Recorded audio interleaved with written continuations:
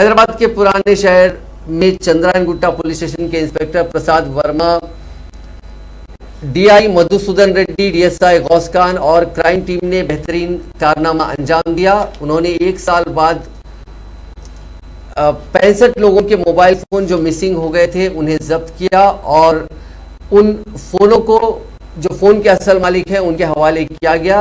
इन सभी फोनों की 65 सेलफोन की कीमत 6 लाख रुपए बताई गई है।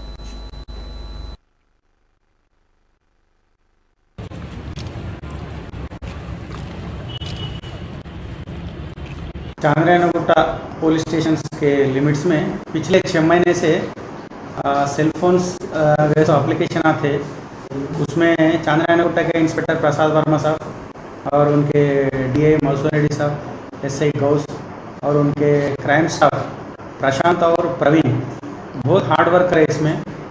सो जितने भी फ़ोन आ गए उनके पूरे कॉल डिटेल्स निकाल के वो ट्रैक करके वो लोगों को ट्रेस करके पूरे तकरीबन एक 65 सेलफोन्स पूरे रिकवरी करे।